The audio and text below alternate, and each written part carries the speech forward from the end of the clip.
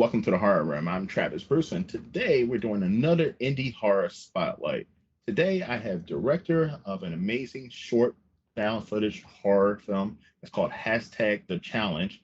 I have Matthew Smith. Matthew, welcome to the Horror Room, my friend. Thank you. Thank you so much for having me, Travis. I appreciate it, no problem at all. Now, tell us a little bit about the hashtag The Challenge. Hashtag The Challenge was a found footage short, which was originally part of a full-length feature of mine called Tales of Found Footage. There were three stories in that, and it was told by a older British narrator, kind of like Masterpiece Theater, kind of making fun of that a little bit. Mhm. And it was the first story out of the three. And when I read the reviews of Tales of Found Footage, everybody, it was just universally loved the first story, The Challenge. The second and third stories, some people liked one, some people didn't like the other, and vice versa. But The Challenge itself was universally loved. So um, during the pandemic, I decided, since that film was released back in 2019 during the pandemic, I'm like, well, I'm really kind of stuck not doing anything. Let me take this most popular short, edit it out, and just clean it up a little bit and send it out on its own and see how it does, since it seems to be universally liked. Awesome, and you had the pleasure of sending it to me, and I definitely enjoyed it. Now, what gave you the inspiration to make this found footage horror? I am friends with the bar owner of the Irish Pub in Atlantic City, New Jersey, Okay. and above the pub is a hotel.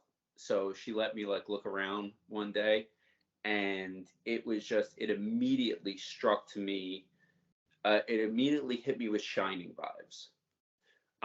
Just long hallways, very old timey Yeah. decorations, had that just automatic creepy feel. I mean, we really didn't have to dress up the set at all. All those artifacts you see in there are in the hotel itself.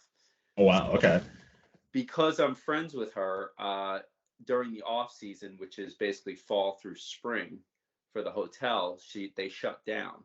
So she pretty much let me have carte blanche of the place and said, you can film all you want in there. So it just came to me. I'm like, okay, this obviously is a haunted house setting. I said, but what else can I do to add to it?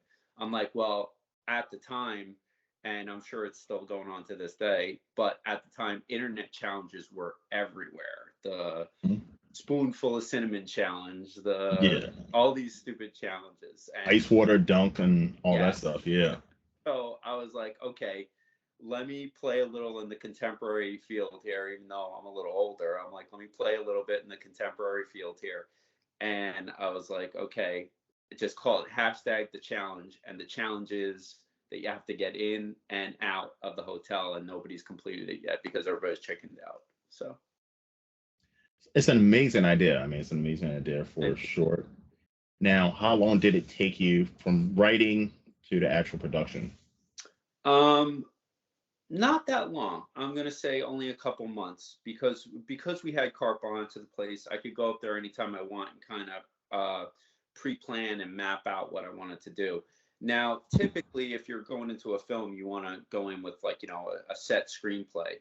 But I found, and I think it's true even in studio-funded found footage films, that they do rely a lot on improv because it comes across more organic and more natural. And if you're going for that found footage feel, you want people to somewhat be themselves and react organically as opposed to a scripted thing.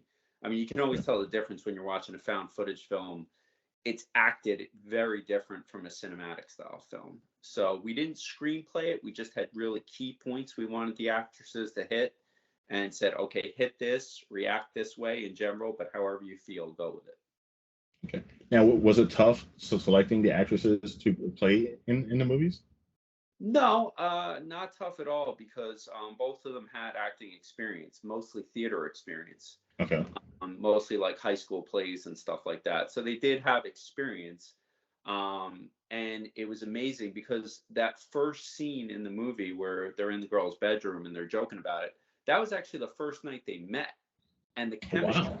the chemistry was just instant with them. So we really lucked out finding two very talented actresses that just hit it off immediately and just knew how to play off each other very well. So it really was, the setting and the actresses really made the project relatively smooth and easy. Now, have people after seeing? I mean, has this hotel gotten any fame from after people seeing your short? Well, if you're familiar with the Atlantic City area, this is actually a bar and hotel that goes way back to the Prohibition era. So this Wow. place in itself is actually somewhat of a landmark and somewhat famous. But it is nice to have that little added spice that once in a while someone will just come in and be like, "Hey, they filmed up in the hotel there?" And suppose now we didn't experience anything, but Mhm. supposedly the hotel does have legitimate hauntings too. Oh wow, that's a nice little add-on. Supposedly. Yeah. So, being your first anthology, what were some challenges that you ran into as a new filmmaker that for the next, well, we'll be talking about your next project, that you carried over that you're like, you know what, I'm not going to make those same mistakes. Well, again, most of the mistakes I would say were made with the other two stories. It was, I had a lot of trouble because I grew up, um, I grew up before found footage became a popular thing. So I grew up very much with a cinematic mind. I mean, all my favorite, and don't get me wrong, I actually do really enjoy found footage, Mhm. especially when it's done right. But it's my passion is really in the cinematic realm. So I think a lot of the challenges is like you I shouldn't say you can't because I know people have used music and found footage, but to me that seems kind of like against the point. Isn't found footage supposed Yeah. to be raw and more amateur looking? And you can't, in found footage it's somewhat limiting because it's almost like a theater take. You're kind of like stuck on one shot and one framing, and you can't like manipulate the lighting too much or have too many special effects or sound effects too much. You have to really stay within that raw quality. And sometimes I feel like it's limiting when you're trying to get a certain feeling for a situation that you're trying to present in a film. It's hard to do because my mind immediately goes, "Oh, wouldn't this be a great shot?" And I'm thinking cinematically, but that doesn't really translate to found footage. Found footage is a little more raw. So, not only being technically, it was my second film actually, but not only being newer to the filmmaking world and genre, but also having to struggle between my cinematic vision and trying to keep it raw at the same time. And sometimes they just don't marry as well as I would like them to. So, what made you decide to go the found footage route with this project? I actually, there was someone local to me who made a found footage film. I'm not sure if you've ever heard of it. It's the Bad Ben series. Mm. They're on Amazon Prime. They're a found footage film series, and I was watching it one day and then realized he was local to me. So I reached out and I said, "Wow, hey, how did you get your stuff on like Amazon Prime and stuff?" He's like, actually, as long as you make it somewhat good and meet certain technical requirements, they will accept it. So I was like, okay, that kind of inspired me because I had been screenwriting for years, and it's not that I was getting read and rejected. I just wasn't getting read because I have no name behind me. I'm a nobody. Yeah. At least in the Hollywood world, I'm a nobody. So I decided, okay, well, if I'm gonna make a name for myself, then I guess I have to kind of carve out my own path. So I decided to start with found footage because, to quote him, and I agree with him, it was within my capabilities, like technical capabilities. Like I don't have full crew, full studio equipment, full studio lighting, and everything. But then as I started doing it, I learned about stuff like an app called Filmic Pro, which will turn a lot of videos you take, it turns into like cinematic style look, different Hmm. microphones you can buy, different lighting. And I learned stuff along the way. And then I released another short starring my daughter called Run Hannah Run. It's only a 2-minute short. It's on my YouTube channel. And I was like, wow, okay, I can actually do something cinematic style. That was almost like a test run for me. So now I'm like, okay, let me go where my heart is in the cinematic realm. And that's what I'm doing right now. I am currently in post production of the horror short Mr. Sandman. Yes, and yeah, that is your next project. Tell us a little bit about Mr. Sandman. Well, without giving away too much, what I like about the idea is that everybody in this world, no matter what background you come from, is either still a kid or was a kid at one point. So let me just ask you a hypothetical. Did you ever find yourself as a child in a situation where you fell asleep, let's just say in the living room, watching TV on a weekend night? You wake up in the middle of the night, the TV's still on, your parents have gone to bed, and now you have to make that long, terrifying journey from the living room to your bedroom safely, probably turning on lights on and off through the house as you go. I Yes. felt that that was such a universal experience for so many people that I'm like, okay, let me take that experience, turn it into a short film, but instead of just an imaginary threat, like obviously kids have, that there's an imaginary something in the dark of all these hallways and That closets and stuff. boogeyman, yeah. Exactly. That this time there's an actual threat, and that being Mr. Sandman. So that's the concept. Wow. That's an amazing idea. Now, is that in production right now? Post production, First, filming okay. just completed. It was a Okay. long journey because cinematic style, it's you can't just point the camera and shoot. You have to have, if you ever watch a movie and count how many different cuts are in a 60-second period, it's, I'd say, a minimum of 12. So Easily.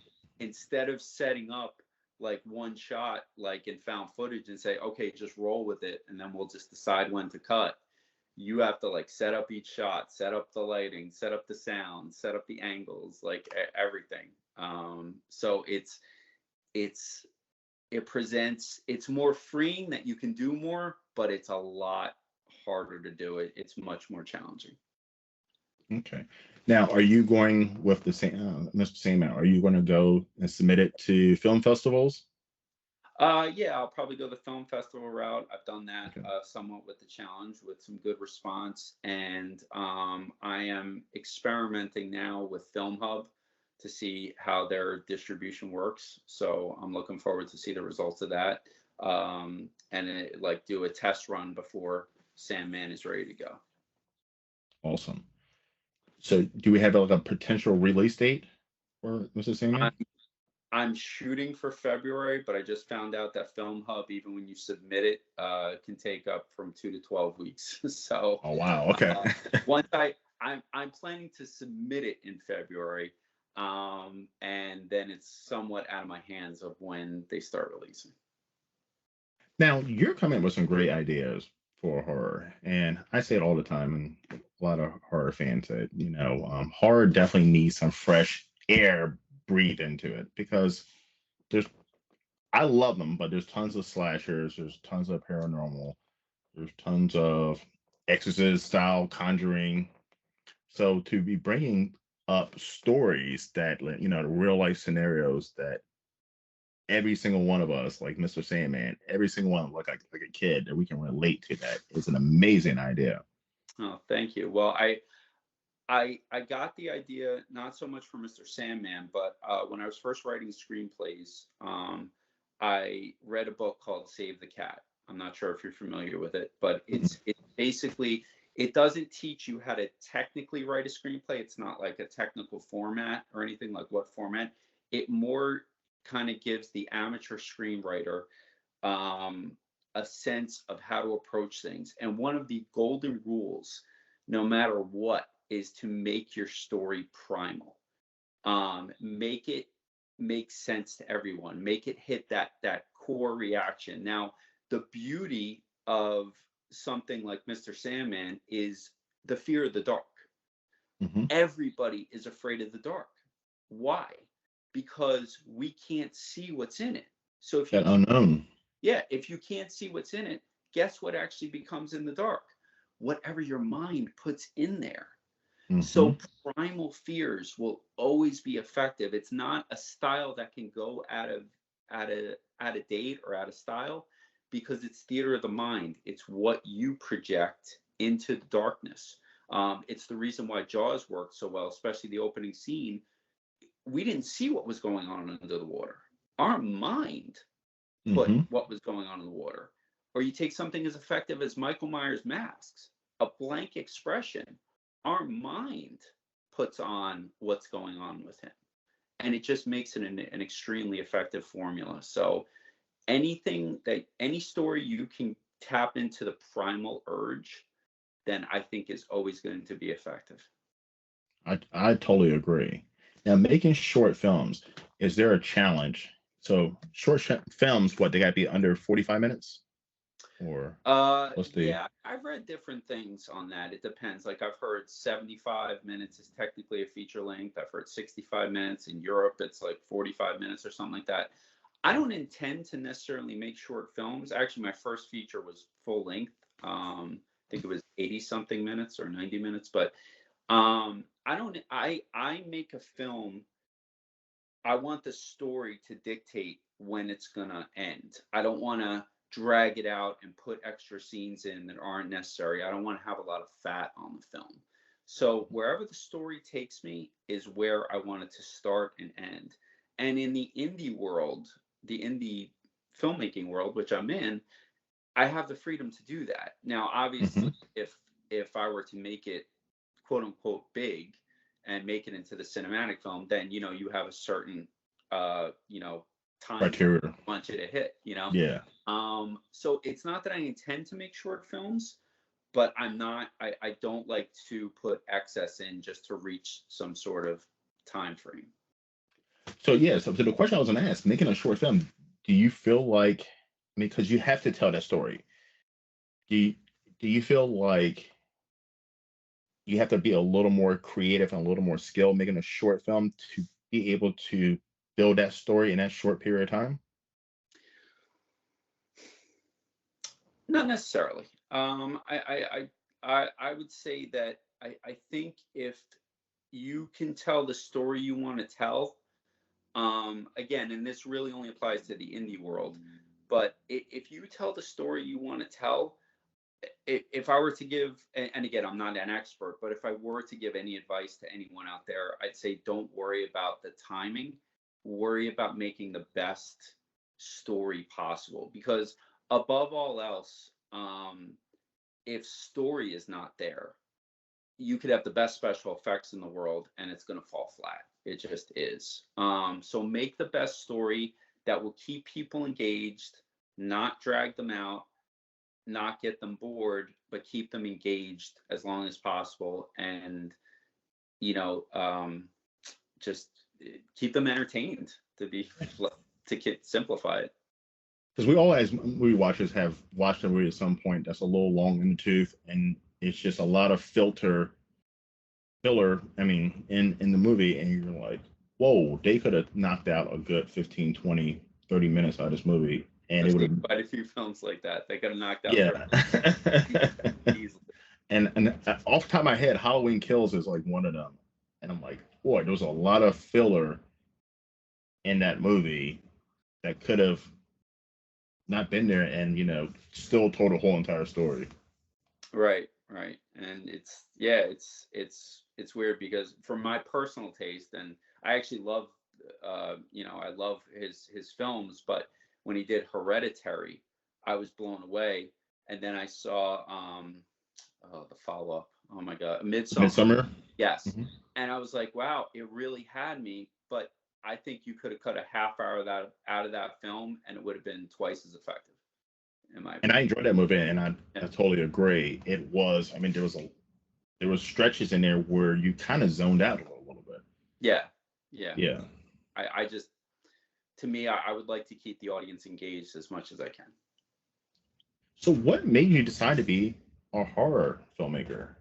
I mean, and screenwriter, because I mean, that's something that most people love horror, but most people, but to like, you know what? I want to go ahead and make this masterpiece for myself? I mean, what made you decide to, hey, screw it, I'm going to do this? Um, I well, I love horror.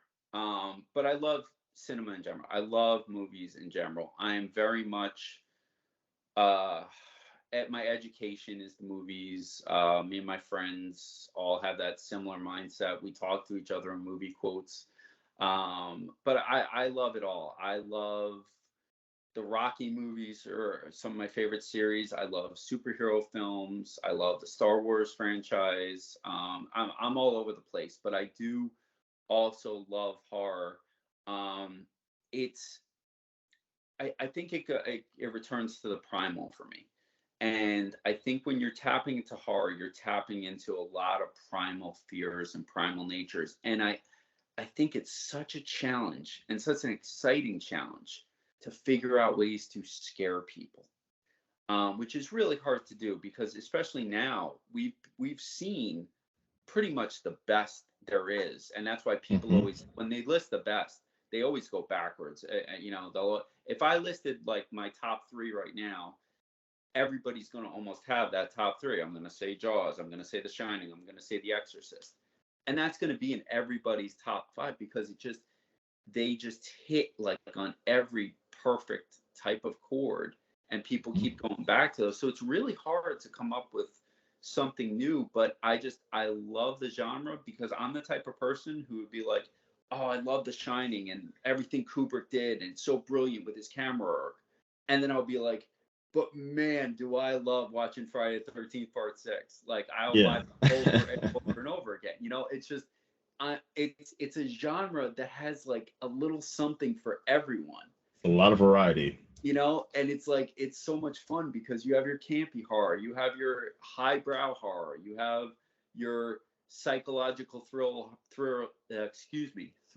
horror that like Hmm. maybe Silence of the Lambs would fall into or something like that, and it's like and then you have something like Jaws where people actually debate whether it's a horror or not. Some Hmm. people call it a summer blockbuster, but and then you have like Hitchcockian horror. You have all these different styles and realms to delve into, and it's just such a broad and expansive world that as a film lover, like how can you not love it? Because either you're blown away by what they're doing, like something like The Shining, or you're just flat out entertained like Halloween 4.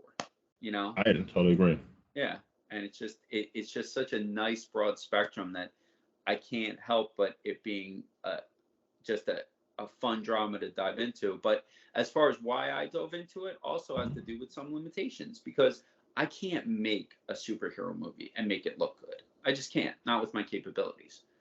But I can figure out ways to scare people on a budget.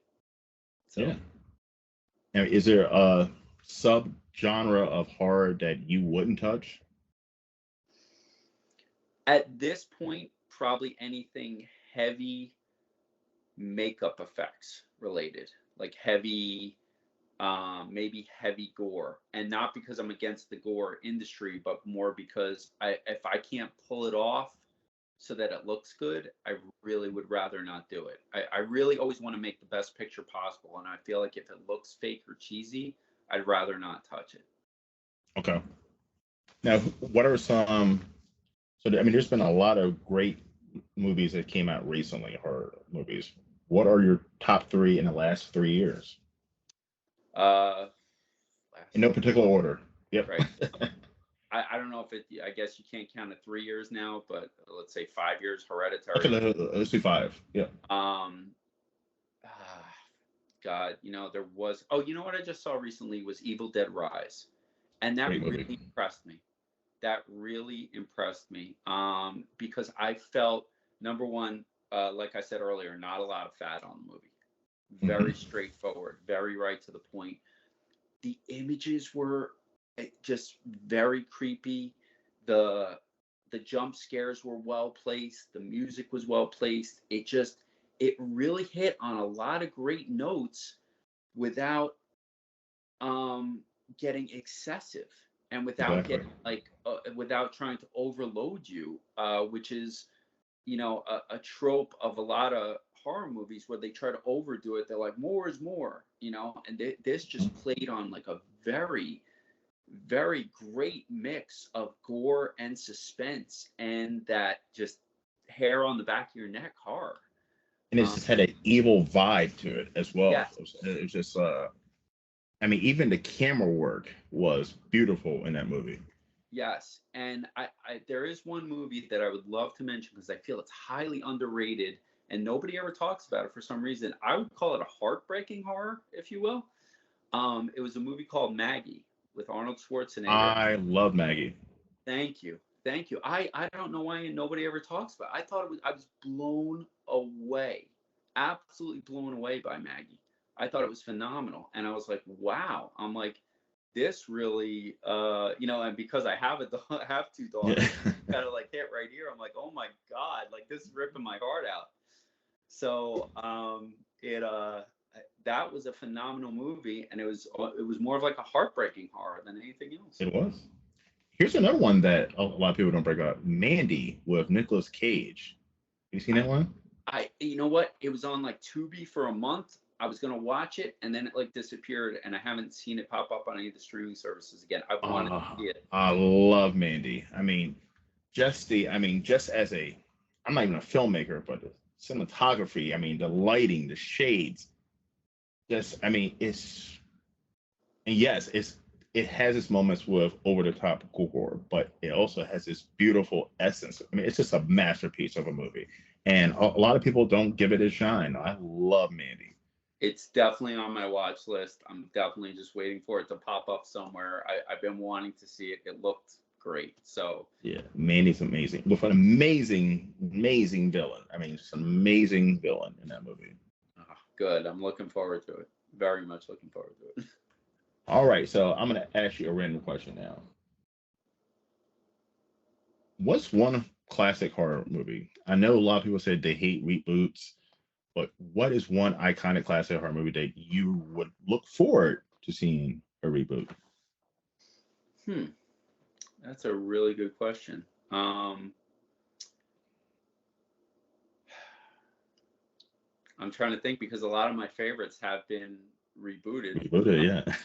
Some of them multiple times. Even my favorite vampire movie, Fright Night, was rebooted. Wow. I'll tell you, going back to the found footage thing, there was a rumor, I'm going to say about 5 years ago, maybe longer, that they were going to try to reboot Friday the 13th in found footage style. And I heard that too. I thought that would have been a brilliant way to reboot that. Amazing. So that I would like to see. I would look forward to coming to fruition. Now, if a big name, New Line Cinema, and they came up to you and asked you, hey, here's a budget, you go ahead and reboot a franchise, is that what you would do? Like, I would probably bring my firstborn and be like, here, yep, sign me up. Okay. And you would do the Friday the 13th found footage, or is that the one you would do? Okay. In a heartbeat. I mean, obviously, as a admitted amateur filmmaker, you'd be stupid to turn down any offer from any studio. But to get something on top of that you could really be passionate about and sink your teeth into, oh my God, I'm trying to remember which director it was, but I remember he said early on in his career, he actually turned down some things because he didn't feel passionate about them. So it'd be great to be able to be passionate about it and have the opportunity to quote unquote join the big leagues at the same time. Oh, you know what? It was Tommy Lee Wallace. He got offered Halloween 2, and he said, you know what? I didn't feel passionate about it, so I didn't want to do it. And then he ended up doing Halloween 3. Yeah. Now, so, okay, this is your vision. I don't want to steal your idea, but found footage, Jason, are you going to bring it back to Pamela, or are you going to just some people are in the woods and there's stumble across Jason? I think it would be served better I think it would be served better modern with Jason as more of like a legend. If I were to just off the top of my head, mind you, no time, Yeah. I would probably have a group of kids going there to almost do like a Blair Witch style thing where they're going Hmm. to film a documentary about the Crystal Lake murders. And Hmm. then, obviously Jason pops up at some point and starts wiping them out. But that's what I would probably, that's the premise I'd probably go with. It's like That's a Blair premise. Witch style thing. And then they just start getting wiped out. 'Cause I remember hearing that, and that was a couple of years ago, and I was like, you know Yeah. what? That would be. I actually like the Friday the 13th reboot, but I was like, oh, that would be exciting. That would get me interested in seeing another Friday the 13th. Right. Because I think it would just bring a fresh angle on some old territory. So. And I've been saying a while that I don't want to see any other Halloween movie for a while, but I'm just like thinking about now. You just brought it up. What if Halloween was some kind of found footage? I would actually watch that. I know they try. Obviously, they did try it with Halloween Resurrection to a point. They set up like the internet Kind camera of, and stuff like yeah, that, but obviously it wasn't. It yeah. didn't do as well as we would have liked. But um, eh, yeah, I mean that's kind of that's somewhat the beauty of found footage is that you really can take like I mean, obviously Blair Witch made it famous, but Hmm. you take like local legends and make them a like a real scary thing. And like I'll never forget when I first saw Blair Witch Project in the theater.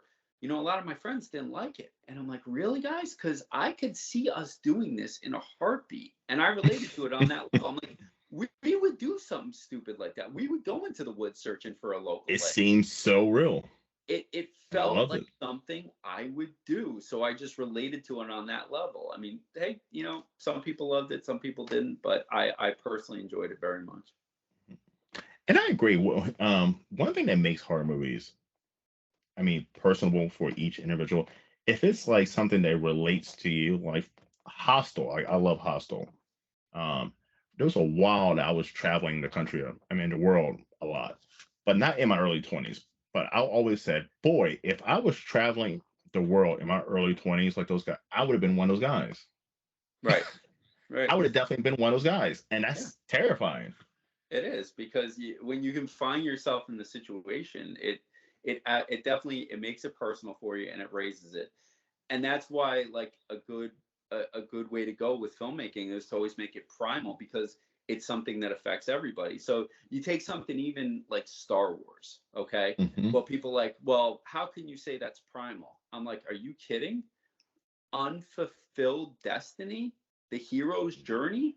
Every person wakes up inside them and like feeling they should do something greater, be something greater. So when Luke is looking out over the desert at the multiple sunsets, if that doesn't if that doesn't hit everybody, I don't know what does because unfulfilled destiny is an absolute primal urge. So even I something felt that way a yeah, couple times a week, you know. So everybody can relate to unfulfilled destiny, and that's what makes rock exactly. so effective. It's not that everybody would be a boxer, but everybody can relate to missing your chance or missing your opportunity or unfulfilled destiny or I should have been something greater or or regret not doing something Hmm.